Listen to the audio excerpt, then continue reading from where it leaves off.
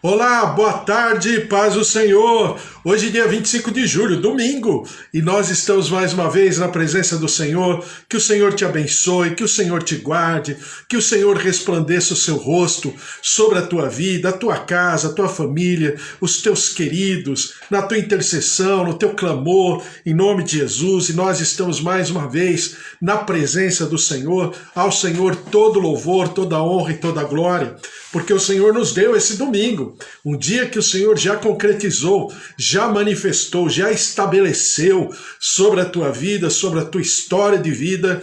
Então significa que o Senhor tem a sua palavra, tem as suas promessas, tem os seus propósitos sobre a tua vida, sobre a tua casa, sobre a tua família, sobre os teus queridos, em nome de Jesus. Por isso que você tem uma tarde aí de domingo, né? Um finalzinho de tarde de domingo, na bênção do Senhor em nome de Jesus. E nós estamos mais uma vez lendo a palavra do Senhor, pensando um pouquinho a respeito, todo dia uma porção, todo dia um momento em que nós lemos, meditamos, nos colocamos diante do Senhor, oramos pela nossa casa, oramos pela nossa família, oramos pelos nossos queridos em nome de Jesus. E hoje não é diferente, e a gente já falou hoje de manhã, já conversou, estamos ainda meditando a respeito da palavra do Senhor.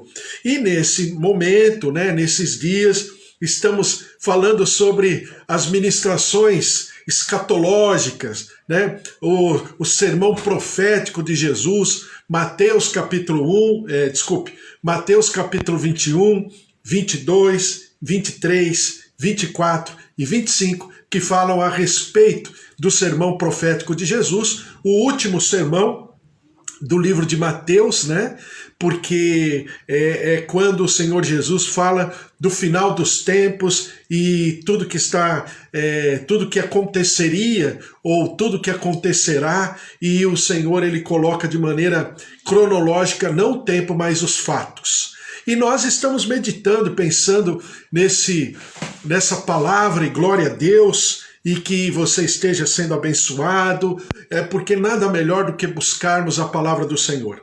A Bíblia fala que nós devemos meditar na palavra, na lei do Senhor de dia e de noite, para nós não nos desviarmos nem para a direita nem para a esquerda, e pelo contrário, em tudo que fizermos, nós sermos bem-sucedidos. E conforme o conselho do Senhor a Josué, ele fala assim: Josué, tenha bom ânimo. Em outras palavras, tenha coragem. Então é um misto de fé e de uma capacidade de continuar, de permanecer, no gerúndio, continuando, permanecer a continuar nessa trajetória de vida que nós temos. Os dias não têm sido fáceis, os momentos, as circunstâncias, esse momento que nós passamos no mundo inteiro, aqui no Brasil também, de pandemia e tudo mais, mas em tudo o Senhor tem nos dado graça. Em tudo o Senhor tem feito e tem realizado os seus propósitos sobre a nossa vida, e glória a Deus por isso.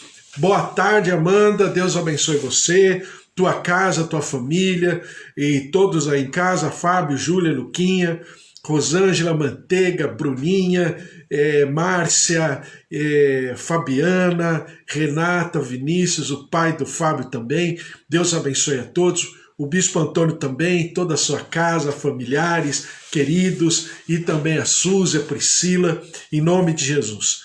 Glória a Deus. Também Deus abençoe Eva, Carlos, filhas, genros, netinho, Deus abençoe também. Márcia, Deus abençoe você, o Fábio, e também seu Augusto. Estamos orando pelo seu Augusto, pela cura, pela saúde dele, principalmente a sua perna direita, toda a inflamação.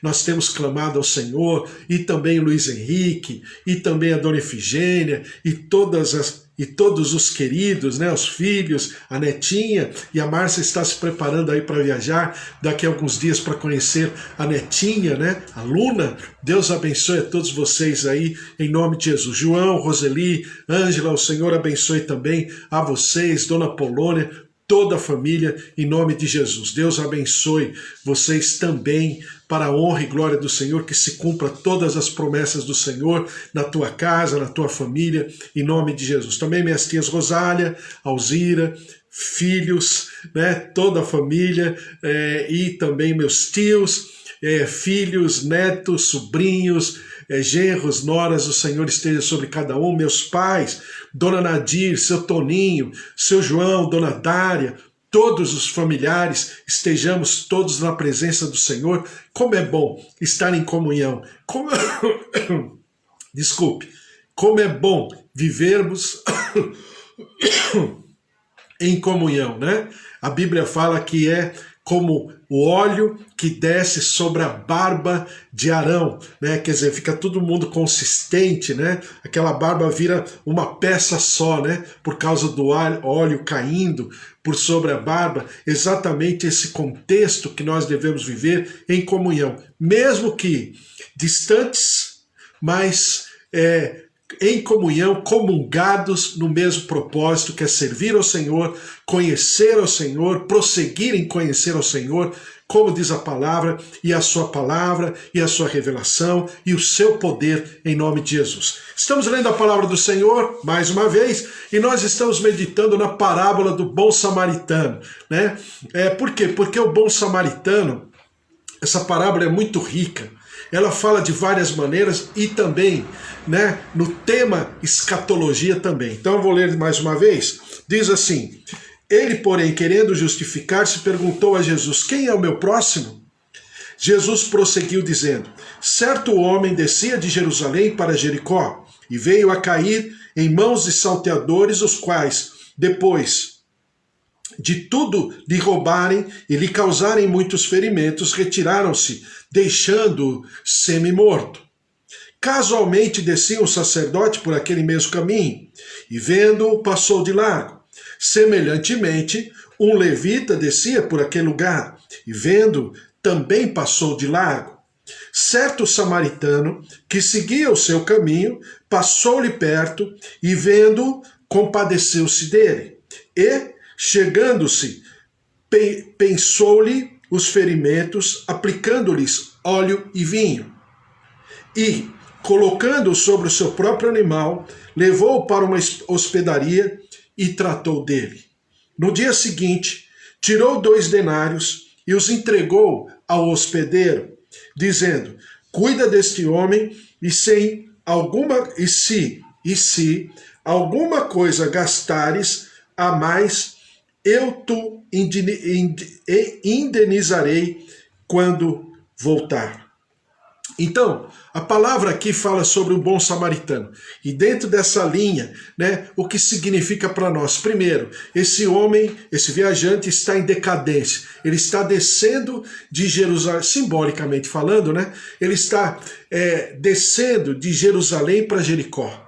Ou seja, ele está saindo de um ambiente de consagração, da presença, vamos chamar assim, mais profunda, mais consistente de Deus, para uma região maldita, uma região que havia sido profetizado há muito, desde o tempo de Josué, que aquela região seria amaldiçoada, segundo a palavra do Senhor.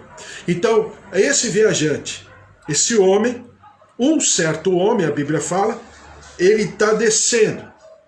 Mas a Bíblia também fala desses outros 2 personagens. Igualmente, o sacerdote e o levita estão nesse mesmo movimento de decadência, nesse mesmo movimento de degeneração, em todos os sentidos, nesse mesmo movimento, né? Saindo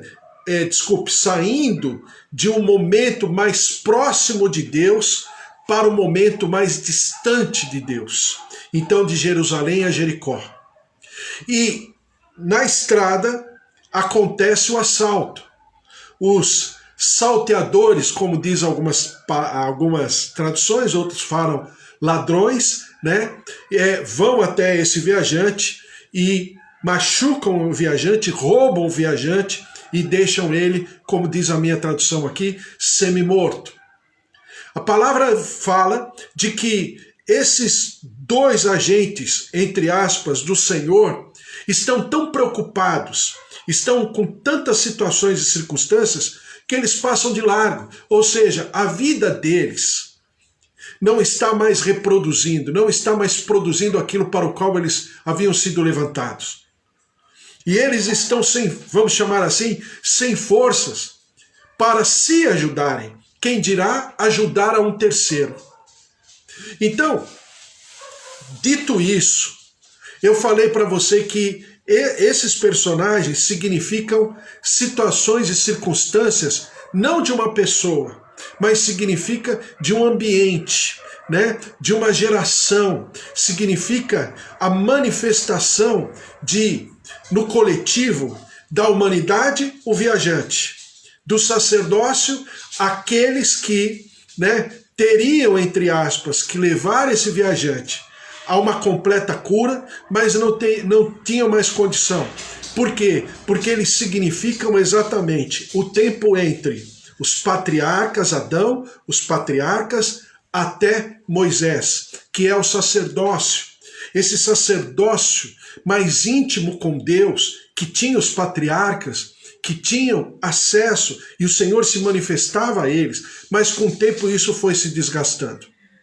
A partir de Moisés veio a lei, e agora é representado pelos levitas, porque o levita, naquele momento, numa primeira característica do levita, né, naquela época, na antiguidade, principalmente enquanto Israel esteve cativo de alguém, esses levitas levavam o povo ao conhecimento da lei do Senhor. Foram os primeiros a ocuparem aquele ambiente de sinagoga para ensinarem a palavra do Senhor. Então, a palavra fala desses momentos, né, da geração da humanidade que está em decadência. Eu sei, houveram alianças com Adão, mas foi frustrada. Houveram mais alianças com Noé, depois foi frustrada mais uma vez. Até que, né, em Moisés aconteceu toda uma alteração e uma transformação de uma família para uma nação, quando essa nação sai da terra do Egito em direção à terra prometida, e acontece a lei, né? E aqui o Deus e Pai entrega a lei a Moisés. A partir daqui começa uma nova etapa, uma nova configuração, onde a palavra ou a lei do Senhor se estabelece, o conhecimento da lei. Até então não havia conhecimento de lei, no sentido legal da palavra. Então é a partir desse momento, e vai até Jesus Cristo. Por quê? Porque o Senhor Jesus é a própria lei. O Senhor Jesus é a lei incorporada. Ele é a Bíblia, ele é a própria palavra de Deus, é o verbo que se fez carne e habitou entre nós. Então a palavra do Senhor, ela mostra todas essas etapas, essas configurações e essas ao mesmo tempo atualizações de todo o plano e o projeto de Deus perfeito. E a Bíblia diz que até esse momento, aquele viajante, aquele homem estava semi-morto, largado à sorte, completamente, né, flagelado, machucado, ferido, largado à beira do caminho. Mas a palavra do Senhor fala que passaria por aquele lugar, que passou por aquele lugar, o samaritano.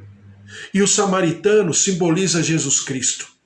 Porque o samaritano, a Bíblia diz que ele ia no seu caminho, ou seja, havia um propósito, havia uma identidade, havia uma razão de estar naquele lugar. Ele não estava casualmente como sacerdote ou levita. Ele não estava num acidente de percurso. Ele não estava preocupado com a sua própria existência ou com a sua própria vida, mas ele estava ali por um objetivo, por um propósito. Ele estava ali por uma condição espiritual de buscar aquele viajante, tratar aquele viajante, representando ali a humanidade, de maneira figurada a humanidade. Então é exatamente o Senhor Jesus que veio para nós. Ele veio para a humanidade. Claro, em primeiro lugar, como diz lá em João, capítulo 1, versículo 11, versículo 12, ele veio para os seus. Mas aquele que era seu não o quis. Mas a todos aqueles que o quiseram, ele se fez Senhor, ele se fez Salvador. Então é exatamente essa humanidade, esse povo gentílico, que nós somos, né, em Jesus Cristo, restaurados, resgatados, tratados, curados, para vivermos a vontade do Senhor, que é boa, perfeita e agradável. Depois a palavra do Senhor fala que esse samaritano levou esse viajante, colocando-o sobre o seu animal, a sua montaria, e levou até uma hospedaria. Chegando ali, a Bíblia fala que ele ainda cuidou daquele viajante, derramando azeite e derramando vinho. Azeite significando aquela plenitude de vida, de transformação, de cura não apenas física, mas uma cura espiritual, uma cura emocional. O vinho significa agora uma nova etapa, uma aliança perfeita, plena, na plenitude do desejo, do amor de Deus por sobre a nossa vida. Então, a Bíblia fala que aquele samaritano derramou azeite e derramou vinho e passou a tratar daqueles ferimentos. Mas chegando o outro dia, o samaritano falou assim para o hospedeiro: olha, cuida dele, fica com ele, espera ele se curar, e eu voltarei, e eu vou deixar 2 denários, e voltarei, e se alguma coisa houver de gasto a mais, não tem problema. Quando eu voltar, eu te ressarcirei. Exatamente o que diz a palavra em Efésios, capítulo 1, quando diz sobre o Espírito Santo de Deus, que é o penhor da nossa salvação. Ele é o penhor da nossa condição de vida, aguardando pelo samaritano que está voltando para nos resgatar definitivamente. Então, é todo esse momento espiritual maravilhoso que a palavra do Senhor diz. E nós conversamos hoje pela manhã o que significam esses 2 denários. A Bíblia fala que um denário significava um dia de trabalho.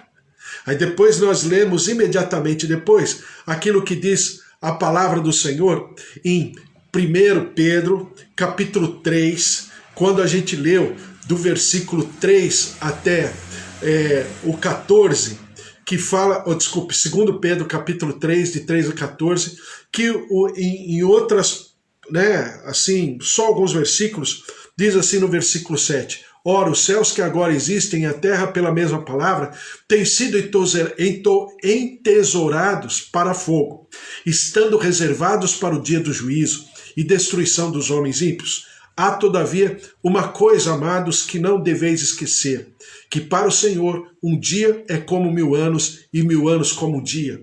E aí eu expliquei para você o que simboliza escatologicamente esses 2 denários. Significa 2 dias de trabalho. Ou seja, aos olhos de Pedro e aos olhos do livro do Salmo, capítulo 90, versículo 4, significa aquilo que nós conhecemos a frase, muitas pessoas falam sobre ela, né? 1000 anos é como um dia e um dia é como 1000 anos para Deus. Então, é exatamente falando desse processo, dessas etapas cronológicas e agora falando dessas eras. E por que elas são importantes? Porque elas estabelecem exatamente todos os acontecimentos completamente regidos, controlados, administrados e eu poderia dizer zelados, protegidos, preservados pelo Senhor. Por quê? Porque quando você pensa em todo esse ambiente, e essas eras, esses ciclos, você percebe que mais ou menos entre Adão e Jesus Cristo levam pelo menos 4.000 anos. E entre Jesus Cristo E esse momento que nós estamos vivendo, mais ou menos mais 2000 anos.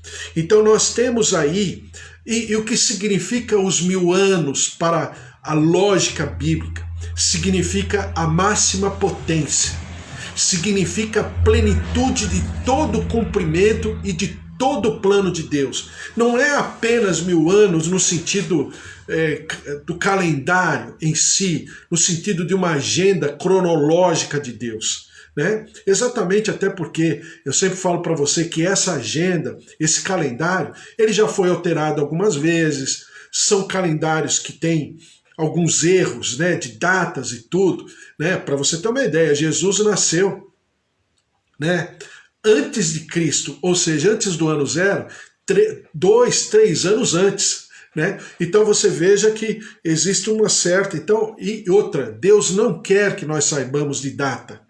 Não é esse o meu objetivo. Não é pensar sobre uma data, mas é pensar sobre os acontecimentos.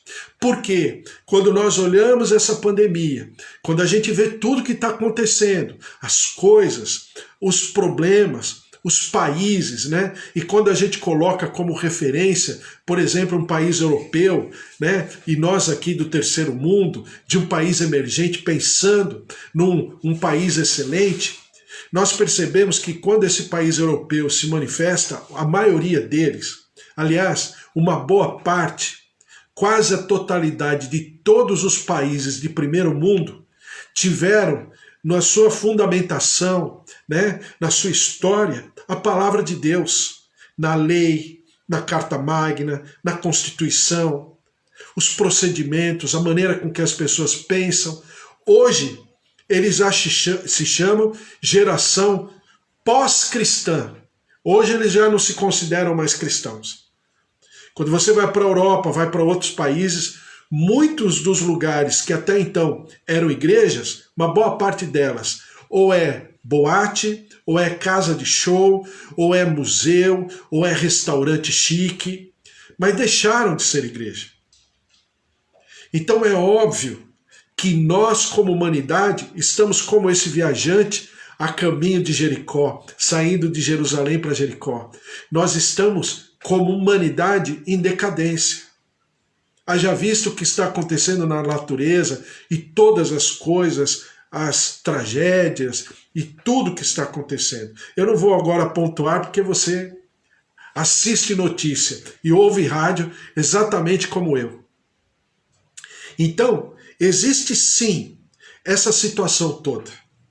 Mas eu quero dizer para você o que significa a parábola do bom samaritano. Significa que todos os acontecimentos estão debaixo da permissão, do controle e do domínio daquele que era, é e sempre será o autor e consumador da nossa fé. E nós precisamos estar atentos à palavra de Deus e àquilo que o Senhor tem por sobre a nossa vida, como cumprimento das suas promessas, da sua palavra. Não apenas sobre nós individualmente, mas sobre a nossa casa, a nossa família, os nossos queridos em nome de Jesus. Porque imediatamente depois, a palavra do Senhor fala que a Bíblia pontua que esse bom samaritano voltará. E a Bíblia fala, e eu já quero terminar, em Colossenses capítulo 2, versículo 16, dizendo o seguinte: ninguém, pois, vos julgue por causa de comida ou bebida, ou dia de festa, ou lua nova, ou sábados, porque tudo isso tem sido sombra das coisas que haviam de vir. E quando eu falo desses 1000 anos, e na verdade não sou eu que estou falando, é a própria palavra, né, que fala lá em Apocalipse dos 1000 anos. Né? E o que significam esses 1000 anos? Se 1000 anos significa um dia, possivelmente, ninguém está afirmando, eu só estou pensando com a palavra junto com você. Possivelmente significa esse dia maravilhoso. A Bíblia chama isso de dia do Senhor. Por quê? Porque E por que Apocalipse fala exatamente dos 1000 anos? E por que quando Pedro está falando do assunto escatológico, ele também afirma e ele traz à existência, e ele traz à memória aquilo que está escrito no Salmo capítulo 90, versículo 4, sobre 1000 anos é como um dia e um dia como 1000 anos. Exatamente para nos mostrar que, claro, o Senhor Deus é um ser atemporal, mas ele deixa como uma linha de raciocínio alguma coisa que deverá acontecer de uma maneira perfeita, de uma maneira onde o Kairós de Deus se manifestará por sobre, vamos chamar assim, a cronologia humana, o tempo, esse nosso tempo. E aí, quando chega o término desses 6 dias, ou esses 6.000 anos, 4.000 anos de Adão até Jesus, 2.000 anos de Jesus até onde nós estamos vivendo. Então você tem 6 dias de 1000 anos, vamos chamar assim. Então significa que estamos próximos. Ninguém está pondo data, mas que nós estamos próximos do dia 7, ou seja, do 7º dia estamos. Por quê? Veja só o que diz Hebreus, e eu quero terminar pensando com você a respeito. Hebreus capítulo 4, versículo 1 diz assim: temamos, portanto, que, sendo-nos deixada a promessa de entrarmos no descanso de Deus, suceda parecer que algum de vós tenha falhado. Pedro está falando para o futuro, tá?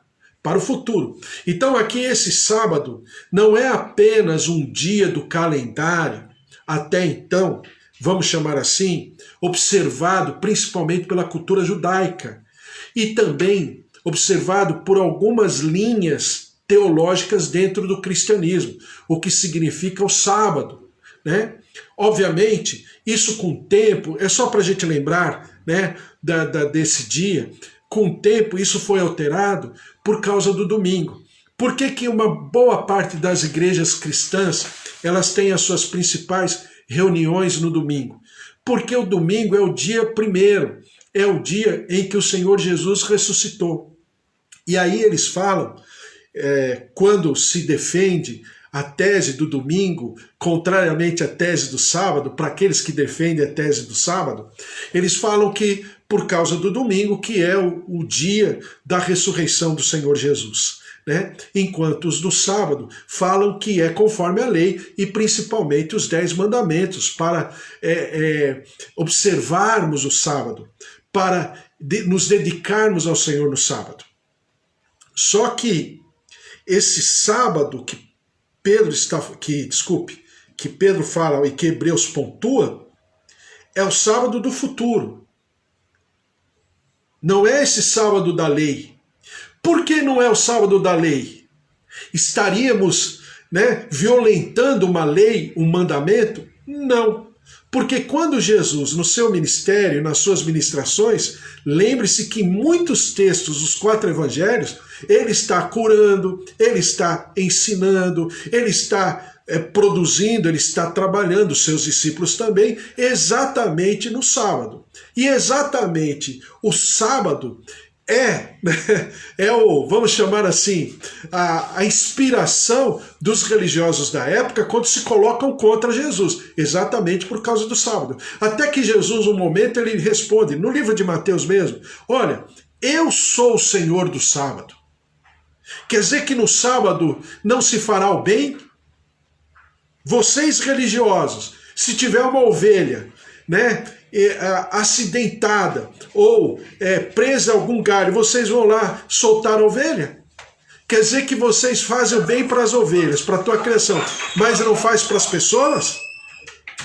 Ou seja, havia todo um conflito, todo um embate por causa do sábado. Não é esse sábado, mas eu estou falando do sábado onde o Senhor é a própria configuração do sábado.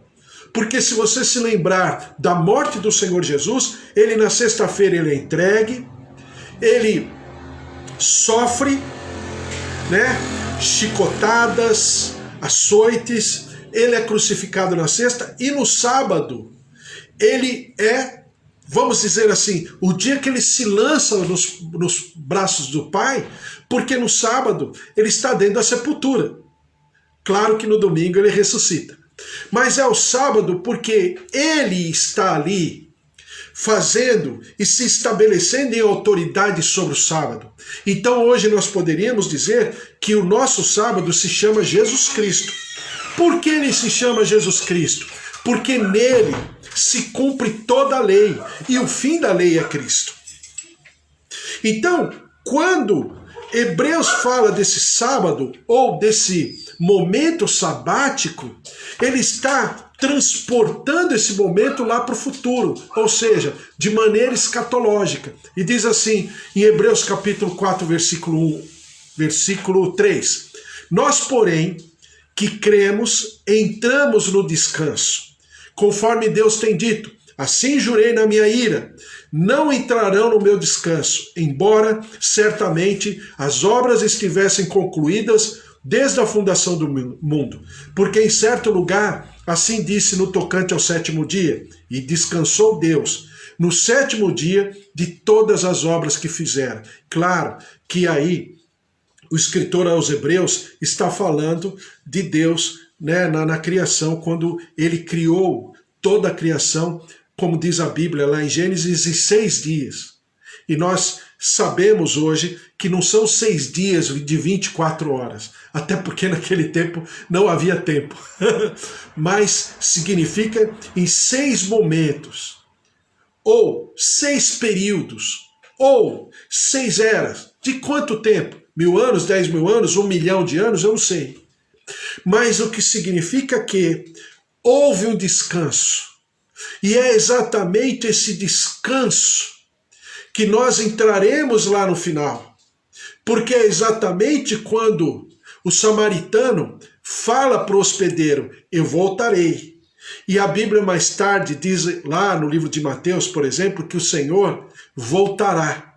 E o Senhor se manifestará. E a Bíblia fala no Apocalipse que seriam os 1000 anos do Senhor, juntamente com o seu trono, e com o seu reino, e com seus exércitos.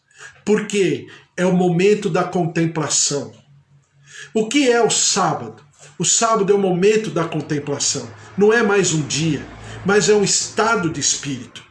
O sábado não é mais um calendário, não é mais algo que acontece, ou no sábado judaico, né, que acontece no entardecer da sexta e vai até o entardecer do sábado. Não, mas é agora um ambiente onde o estado perfeito de descanso, de paz, e não existe paz, né, que não venha atrelado à justiça. Então justiça e paz são irmãs no conceito.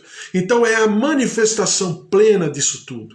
E quando nós entendemos essa palavra de maneira escatológica, diz assim no versículo 7, visto, portanto, que resta entrarem alguns nele, e que por causa da desobediência não entraram aqueles aos quais anteriormente foram anunciadas as boas novas, está falando daquele grupo, lembra? Do grupo de Israel que ficou por último? E o grupo gentílico entrou em primeiro lugar, os primeiros serão últimos e os últimos serão primeiros. Então é exatamente o escritor aos Hebreus pontuando esses grupos. Foram anunciadas as boas novas. De novo determina certo dia, hoje falando por Davi, muito tempo depois, segundo antes fora declarado. Hoje, se ouvirdes a sua voz, não endureçais o vosso coração. Ora, se Josué lhes houvesse dado descanso, não falaria posteriormente a respeito de outro dia. Ou seja, a Bíblia está falando que quem viveu realmente o descanso na terra não foi Josué. Não obstante Josué ter trazido não apenas a revisitação do povo naquela região, né, por causa da tomada da terra, mas o descanso, se é que houve algum descanso, veio mais tarde em Davi. Mas depois a Bíblia fala que era um descanso espiritual, porque ele fala assim, se ouvirdes a sua voz, não endureçais o vosso coração.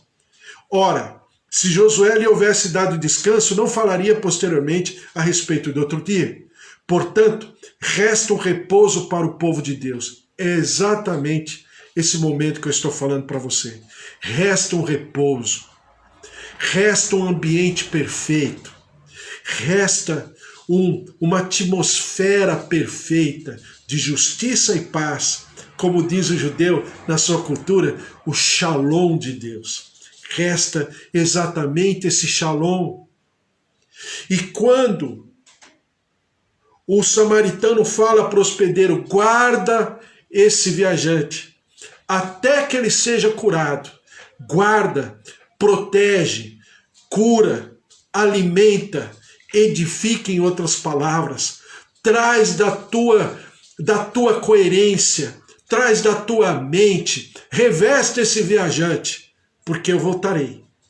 E se, por acaso, alguma coisa a mais houver você ter gasto, fica tranquilo, eu acertarei todas as coisas, porque é o ministério do Espírito Santo, é o ministério do hospedeiro perfeito, é o ministério da igreja, porque é o ministério onde nós somos guardados e protegidos na nossa comunhão como corpo, para que não apenas as portas do inferno não prevaleçam, mas para que nós sejamos edificados, alimentados, capacitados, para sermos arregimentados nesse arrebatamento, para irmos ao encontro do noivo, para voltarmos agora, como diz em Apocalipse, para esses 1000 anos, ou seja, esse dia, entre aspas, de descanso eterno, ou de 1000 anos, que é a potência, né, a potência máxima aos olhos da cultura hebraica. Então é exatamente essa condição espiritual. E a Bíblia diz assim, portanto, resta um repouso para o povo de Deus. Ou seja, em outra tradução diz, resta um repouso sabático, um repouso de tranquilidade, um repouso onde nós paremos para contemplar toda a criação agora, não mais essa criação boa, não, agora é a criação perfeita de Deus. Como Isaías diz, novos céus e nova terra, quando um leão pastará com o carneiro. É exatamente esse momento onde nós viveremos aquilo que o Jardim do Éden estava produzindo no tempo de Adão, mas que não houve condição de se manter aquele lugar, ou pelo menos o homem naquele lugar. Aquele lugar houve, não houve a condição do homem, mas em Jesus Cristo, o segundo Adão, o modelo perfeito, o gabarito perfeito, nós podemos sim vivermos esse Jardim do Éden completamente configurado, segundo a perfeição da Trindade, e agora com uma noiva, uma igreja, um povo de propriedade exclusiva do Senhor, completamente habilitado, porque a Bíblia fala que nós seremos sem pecado, incorruptíveis, numa nova etapa da nossa vida. E a Bíblia diz assim, porque aquele que entrou no descanso de Deus, também ele mesmo descansou de suas obras, como Deus das suas. Agora veja só o que fala Hebreus versículo 11. E esforcemo-nos, pois, por entrar naquele descanso, a fim de que ninguém caia, segundo o mesmo exemplo da desobediência. O descanso é a abundância da presença de Deus. É a plenitude de uma coerência, de uma consciência e de uma mente de Jesus Cristo. Então, a parábola do bom samaritano fala exatamente desses períodos, ou desses ciclos, como a terapia chama, ou dessas eras, como os discípulos do tempo de Jesus chamavam. E nós somos aqueles que viveremos toda essa condição espiritual. Então, é tempo de esperança.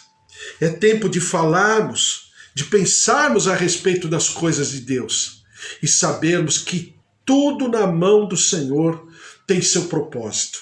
Ainda que nós não entendamos no momento, ainda que estejamos meio tateando, né, com certeza, mas o Senhor tem todas as coisas nas suas mãos. E a Bíblia diz que o querer e o efetuar estão nas suas mãos. E a Bíblia diz que não cai um fio sequer de cabelo da nossa cabeça, se o Senhor assim não permitir. Por isso, Que a graça, a presença, o mover de Deus se manifeste sobre a tua vida, sobre a tua casa, sobre a tua família, sobre os teus queridos, em nome de Jesus. Amém? Vamos orar, colocar tudo isso diante do Senhor. Olha, como é bom ler a palavra do Senhor e entender toda ela, toda a palavra de Deus. Saber que em tudo tem um significado. Aí você vai falar, mas por que é tão necessário esses 1000 anos? Desculpe eu responder assim para você. Eu também não sei na plenitude. Eu só estou falando aquilo que eu leio. Porque senão, a partir de um certo momento, vira especulação. Mas que eu sei sim, que o Senhor tem reservado. Como Pedro diz, e Hebreus confirma, que haverá um dia de descanso, um repouso lá no futuro, no dia do Senhor, que será maravilhoso, com certeza, porque nós vamos contemplar toda a criação, porque em Romanos capítulo 8 diz assim, e a criação geme pela manifestação dos filhos de Deus. Essa criação que está gemendo hoje, essa criação que está tão desequilibrada, em todos os sentidos, ela também terá a sua restauração e a sua libertação. É por isso que em João 3,16 o Senhor fala assim, porque Deus amou o mundo. Não é Deus amou só o homem, não. Deus amou toda a criação. Deus amou todo o universo. Então ele diz assim, porque Deus amou o mundo de tal maneira que deu seu Filho unigênito, para que todo aquele que nele crê não pereça, mas tenha a vida eterna. Então, a nossa esperança é o resgate, é a restituição da vida, é a reconstrução de todas as coisas, novos céus e nova terra, em nome de Jesus. Glória a Deus, vamos orar. Oi, Kátia, estamos orando pelo Marcos. Eu vi as boas notícias que você trouxe, estamos em comunhão, estamos em concordância, declarando já a vitória do Marcos em tudo isso, viu? Deus abençoe o Marcos, que está nesse ambiente, de cura, de saúde, da presença, do poder, do mover do Senhor, e o Márcio também, viu, Thaís? O Márcio também, passando pela Covid também, mas nós vemos e cremos e profetizamos e clamamos e afirmamos que o Senhor está na direção e a vida abundante, o mover de ressurreição está sobre a vida do Márcio e sobre a vida do Marcos em nome de Jesus e de todos os nossos queridos. Vamos orar? Vamos colocar tudo isso diante do Senhor em nome de Jesus. Coloque a tua mão aí onde você quiser, onde estiver doendo ou simbolicamente,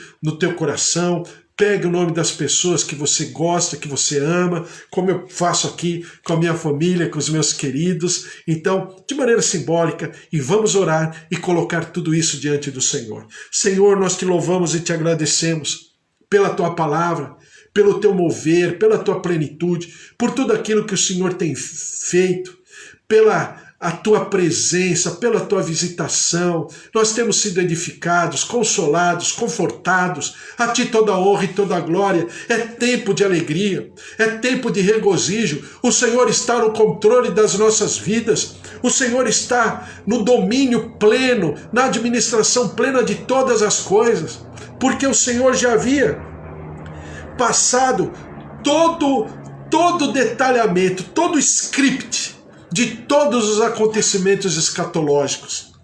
E nós aqui, Senhor, estamos como quem sonha, porque grandes coisas o Senhor tem feito por nós. Por isso, ó Deus, dá continuidade, visita a vida do Marcos, visita a vida, Senhor, do Márcio, nessa UTI, nesse leito, se derramando, ó Deus, com as tuas águas, com a tua graça, com a tua glória, com o teu poder. Derrama-te, ó Deus, sobre cada um. Derrama-te, ó Deus, com a tua presença, com a tua promessa, com a tua palavra, tocando, ó Deus, os nossos queridos também, a todos que estamos aqui, nervos, tendões, coração, veias, artérias, fígado, rins, pâncreas, pulmões, vias aéreas, vias respiratórias, saturação, oxigenação, taxas recebam a vida, recebam a cura, a saúde, o poder de vida do Senhor. Em nome de Jesus, derrama-te, ó Deus, apresenta-te diante de cada um com a tua paz, com a tua comunhão, com a tua plenitude de vida. Ó Deus, invade os corações, invade esses leitos, esses ambientes, ó Deus, hospitalares, para que a tua graça, a tua glória seja vista, seja sentida, seja, Deus, ó Deus, destacada na vida dos nossos queridos, nossos amados, nossos familiares. Senhor, em nome de Jesus, derrama-te sobre o nosso Brasil. Toca, visita, liberta, cura, quebra as maldições. Senhor, nós precisamos, Senhor, sermos visitados, interferidos na nossa nação pelo Senhor, pela tua graça, pela tua salvação, pela tua plenitude, pela tua comunhão, a presença do teu Santo Espírito, convencendo do pecado, da justiça e do juízo, e nós daremos sempre ao Senhor toda a honra e toda a glória. Senhor, e nós aqui, que nós tenhamos uma semana maravilhosa, um finalzinho de domingo inspirador. O Senhor toque, o Senhor visite a cada lar, a cada família aqui representada, a cada lar, ó Deus, que nós estamos colocando diante do Senhor. Visita-nos com a tua paz, visita-nos com a tua alegria, visita-nos com a convicção de que o Senhor está no controle das nossas vidas, que o Senhor está, ó Deus, derramando da tua mansidão, da tua paz, da tua graça, da tua prosperidade, do teu sucesso, da tua saúde, e nós daremos sempre ao Senhor todo louvor, toda honra e toda glória. Por isso, ó Deus, toca, visita, restaura, reconstrói, ó Deus, restitui todas as coisas, e nós daremos sempre ao Senhor todo louvor, toda honra e toda glória, em nome de Jesus. Amém. Amém. Glória a Deus. Que o amor do Deus Pai Todo-Poderoso, que fez o céu e a terra, e a vida vitoriosa em Jesus Cristo, e as consolações do Espírito Santo da promessa, estejam sobre a tua vida, a tua casa, a tua família, os teus queridos, porque se Deus é por nós, quem será contra nós? Se o Senhor é o nosso pastor, de nada nós teremos falta.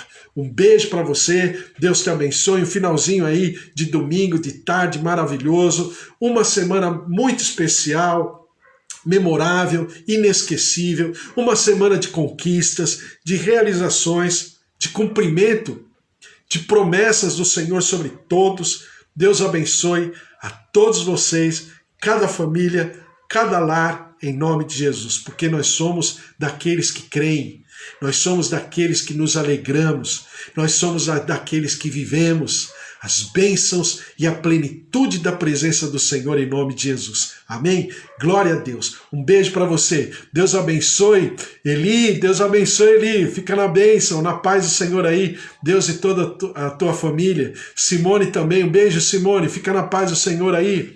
A paz. Boa tarde Simone. Fique na paz do Senhor aí. E o Bispo Antônio também, a presença, a plenitude do Senhor se derramando. Desculpe aqui o celular. Perdão. E também o Senhor se derrame sobre a vida do Bispo Antônio, o Senhor se derrame sobre a vida de cada familiar do Bispo Antônio. Deus abençoe a todos. Kátia, continuamos orando pelo Marcos e por essas boas notícias, tudo aquilo que você já trouxe. Amanda também, Deus abençoe pelas boas notícias, né, Amanda? Em nome de Jesus, novo tempo nos teus negócios aí, no teu trabalho, naquilo que você projeta, os teus sonhos, em nome de Jesus. Um beijo para vocês. Simone, um beijo para você. Saudade aí de você, toda a família. Deus abençoe a todos, fiquem na paz. Deus te dê aí uma semana maravilhosa, última semana do mês de julho, comecinho do mês de agosto, e que o Senhor se derrame poderosamente, em nome de Jesus. Fiquem na paz, tchau, tchau. Amanhã, às 10 horas da manhã, olha, eu sempre falo, eu sempre coloco uma versão estendida, que é da live, né? E uma versão mais do estudo, um pouquinho menor, 26, 27 minutos, né?